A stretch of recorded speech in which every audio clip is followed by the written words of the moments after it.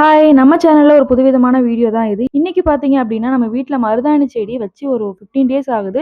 அதோட குரோத் நல்லாவே இருக்கு. அத நான் எப்படி வச்சேன், எப்படி வாங்குனேன் அப்டின்றத பத்தி தான் உங்களுக்கு சொல்ல போறேன். நான் முன்னாடி இருந்த வீட்ல பார்த்தீங்கன்னா, மணி பிளான்ட்டும், துளசி செடியும் வச்சிருந்தேன். ஸோ அத வந்து அப்படியே எடுத்துட்டு வந்தேன். அதோட குரோத்தும் நல்லா தான் இருக்கு. ஸோ அதுக்கப்புறம் இங்க வந்துட்டு பார்த்தீங்கன்னா, மருதாணி செடி எப்படியாவது வளர்க்கணும். மருதாணி, செம்பருத்தி இது மாரி செடிகள்லாம் வளர்க்கணும்னு ரொம்பவே ஆசை.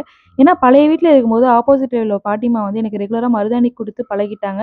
ஸோ இப்போ 2 மந்த்தா வைக்க முடியாம ரொம்பவே அவதிப்பட்டுட்டு இருக்கேன். ஸோ பக்கத்துல பார்த்தீங்கன்னா, நெறைய வீட்ல மருதாணி செடி இருக்கு. பட் எப்படி போய் கேட்கறதுன்னு தெரியாம நான் கேட்காம இருந்தேன். ஸோ இங்க வந்து நர்சரி எங்க இருக்கு அப்படின்றது இன்னும் நான் போய் பார்க்கல. இங்க உள்ள அண்ணன் தான் ஒருத்தவங்க எங்களுக்கு ரெகுலரா தண்ணி போடுறாங்க. அவங்கள்ட்ட கேட்டிருந்தேன். அவங்க எங்க வீட்லயே இருக்குமா, நான் வேணா இலை எடுத்துட்டு வரேன்னு சொல்லிட்டு கிளையோட சேர்த்து எடுத்துட்டு வந்திருந்தாங்க. நான் கிளைய வந்து ஒரு தொட்டி மாரி வச்சு அதுல நட்டு வச்சிருந்தேன். ஸோ அதோட குரோத் நல்லா தான் இருக்கு. இதுக்கு பார்த்தீங்கன்னா, நான் வந்து அரிசி கலந்த தண்ணி தான் ஊத்துனேன். அதோட வளர்ச்சி ரொம்பவே அதிகமா இருக்கு. ஸோ இது 1 மந்த் கழிச்சு நான் உங்களுக்கு வீடியோல காட்டுறேன் எப்படி இருக்குன்னு. என்னோட வீடியோ உங்களுக்கு பிடிக்கும்னு நினைக்கிறேன். பிடிச்சா லைக் பண்ணுங்க, சப்ஸ்கிரைப் பண்ணுங்க. பாய். Thank you.